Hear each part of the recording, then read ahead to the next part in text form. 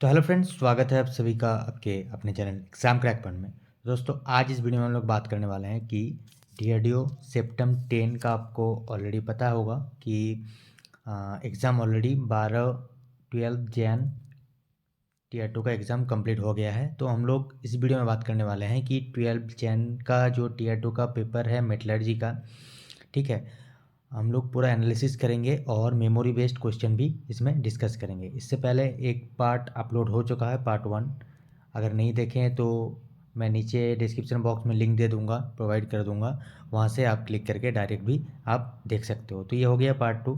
दोस्तों, वीडियो चालू करने से पहले एक चीज़ मैं क्लियर करना चाहूँगा कि इसमें जो भी क्वेश्चन है ये मेमोरी बेस्ड क्वेश्चन है और ऑप्शन किसी का याद नहीं रहता है, इसलिए ऑप्शन हमने खुद बनाया है, ठीक है। हो सकता है कि कुछ आगे पीछे हो, लेकिन क्वेश्चन जो है आपका सेप्टम 10 टीयर 2 मेटलर्जी का एग्जामिनेशन में पूछा गया था, यह चीज़ याद रखना। तो देखिए, पहला जो क्वेश्चन है, ऑस्फॉर्मिंग का जो प्रोडक्ट है यहाँ पे पूछा गया, ऑस्फॉर्मिंग प्रोडक्ट इज। तो देखिए, ऑस्फॉर्मिंग का जो प्रोडक्ट है ये बेनाइट है। Option A will be the right answer. और ऑस्फॉर्मिंग किस लिए यूज़ किया जाता है? To increase the hardness and toughness of an alloy, ठीक है, याद रखिएगा, बहुत ज़्यादा इंपॉर्टेंट है। और भी ऑस्फॉर्मिंग छोड़ करके और भी एक एक हीट ट्रीटमेंट होता है, उसका नाम है ऑस टेम्परिंग। ऑस टेम्परिंग का प्रोडक्ट भी बेनाइट है। और सिमिलरली मार टेम्परिंग का प्रोडक्ट है मार्टेनसाइट, ये भी याद रखिएगा। तो इसका आंसर हो जाएगा ऑप्शन ए। तो नेक्स्ट क्वेश्चन की तरफ बढ़ते हैं। नेक्स्ट क्वेश्चन है, first law of thermodynamics is related with. तो देखिए, ये बहुत इजी क्वेश्चन हो गया। First law of thermodynamics is related with law of conservation of energy, यानी ऑप्शन ए हो जाएगा इसका राइट आंसर। नेक्स्ट नेक्स्ट देखिए, इफ़, ये एक बहुत ही अच्छा क्वेश्चन है और बहुत ही कॉन्सेप्चुअल क्वेश्चन है। यहाँ पे पूछा गया है कि if stress applied just beyond the yield point what will happen. Stress strain diagram related ये क्वेश्चन है कि जस्ट बियॉन्ड यील्ड पॉइंट, मान लीजिए ये स्ट्रेस स्ट्रेन डायग्राम है और यहाँ पे पूछा गया कि जस्ट बियॉन्ड यील्ड पॉइंट का जस्ट बियॉन्ड यानी अपर यील्ड पॉइंट का यहाँ पे बोला गया है कि जस्ट बियॉन्ड अगर स्ट्रेस अप्लाई किया जाएगा तो क्या होगा। इसमें चार ऑप्शन है कि टेंसल स्ट्रेंथ बढ़ेगा, यील्ड स्ट्रेंथ घटेगा, यील्ड स्ट्रेंथ कांस्टेंट रहेगा, नो रिलेशन। तो ये एक बहुत ही कॉन्सेप्चुअल क्वेश्चन है। इसका आंसर आप जो है नीचे मेरे को कमेंट करके बताना कि इसका राइट आंसर क्या होगा अलोंग विथ एक्सप्लेनेशन, ठीक है। और मैं एक चीज़, एक हिंट्स आपको इसमें देना चाहूँगा कि yield strength and tensile strength, ये दोनों का बीच में बेसिक डिफरेंस क्या है, और मोस्ट इम्पॉर्टेंट डिफरेंस भी आप बोल सकते हो कि yield strength is only a permanent deformation. Yield strength only एक परमानेंट डिफॉर्मेशन होता है, and on the other hand tensile strength is a catastrophic in nature. मतलब टेंसाइल स्ट्रेंथ जो होता है ये कैटास्ट्रोपिक इन नेचर होता है, टेंसाइल स्ट्रेंथ, और yield strength only a permanent deformation होता है। ये हो गया मेजर एंड बेसिक डिफरेंस। अभी आप मेरे को कमेंट करके बताना कि जस्ट बियॉन्ड यील्ड पॉइंट मतलब जैसा ही मटेरियल का जो लोड है यील्ड पॉइंट क्रॉस किया, जस्ट ये जो जस्ट लिखा है ना, इसका मीनिंग बहुत बहुत ज़्यादा है। तो जस्ट बियॉन्ड यील्ड पॉइंट अगर आप स्ट्रेस अप्लाई करोगे तो क्या होगा, कमेंट करके बताना। नेक्स्ट देखिए, fraud protection method is based on. ये आपको पता होगा, मैं बहुत सारा वीडियो में ऑलरेडी डिस्कस कर दिया हूँ कि फ्रॉड प्रोटेक्शन मेथड एक एक्सट्रैक्टिव मेटलर्जी का मेथड होता है, ठीक है। और इसमें जो है ये क्या होता है, मैं बेसिकली एक चीज़ आपको बताना चाहूँगा। It is a process to separate hydrophobic material from hydrophilic material in waste water treatment, ठीक है। तो ये based on is this method is based on hydrophobicity. तो ऑप्शन बी हो जाएगा राइट आंसर।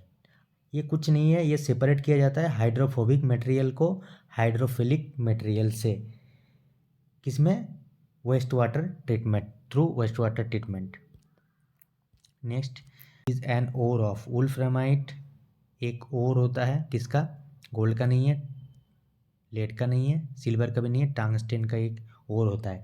टंगस्टेन का और भी एक और क्या है,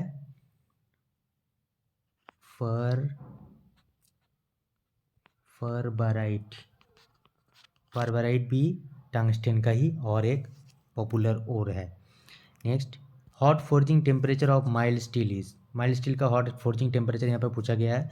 तो ये माइल्ड स्टील का हॉट फोर्जिंग टेम्परेचर जो है एक रेंज में होता है 950 से लेकर के 1250 का बीच में इसका जो टेम्परेचर का रेंज होता है। ठीक है, कोई भी एग्जैक्ट एक्यूरेट टेम्परेचर इसमें यूज़ नहीं किया जाता है।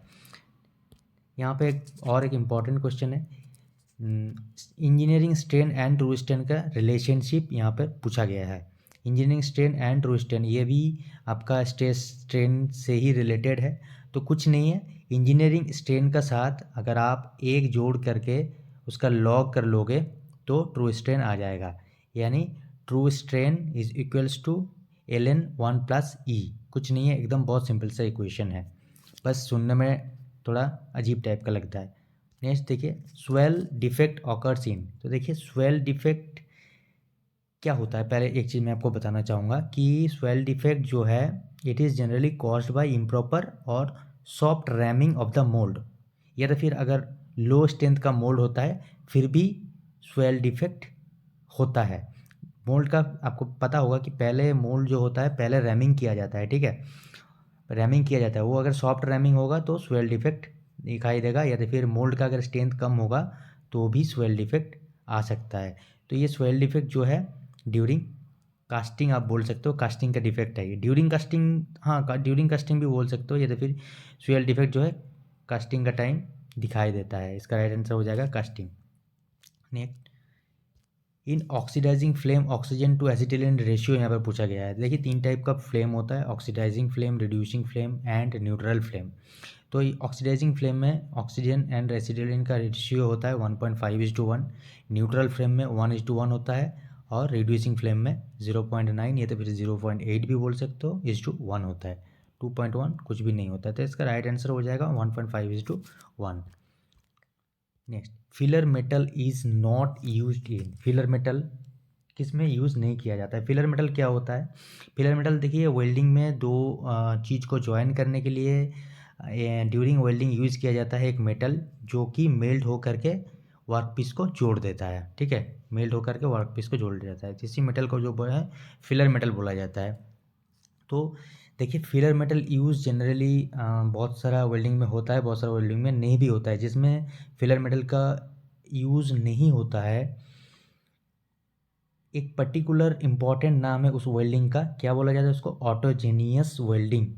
क्या बोला जाता है, ऑटोजेनियस वेल्डिंग, जिसमें फिलर मेटल यूज़ नहीं किया जाता है।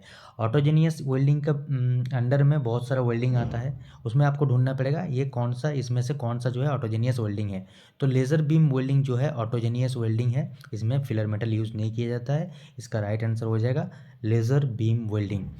ऊपर में देखिए मीग एंड टीक दिया गया है, मीग एंड टीक दोनों में फिलर मेटल यूज़ किया जाता है। एक में इलेक्ट्रोड खुद ही फिलर मेटल का काम करता है एंड और दूसरा में आपका अलग से फिलर मेटल ऐड करना पड़ता है। इसीलिए जो है दोनों में से MIG is faster than TIG, MIG is faster than TIG. ठीक है, फास्टर देन टीक, टीक मतलब हो गया टंगस्टन इनर्ट गैस वेल्डिंग। ठीक है, तो नेक्स्ट तो कुछ नहीं है, फिर मिलते हैं नेक्स्ट वीडियो में पार्ट 3, और मोस्ट प्रोबेबली पार्ट 4 तक आपका जो है कंप्लीट हो जाएगा। अगर नहीं होता है तो पार्ट 5 भी आएगा, बट आई होप पार्ट 4 तक कंप्लीट हो जाएगा।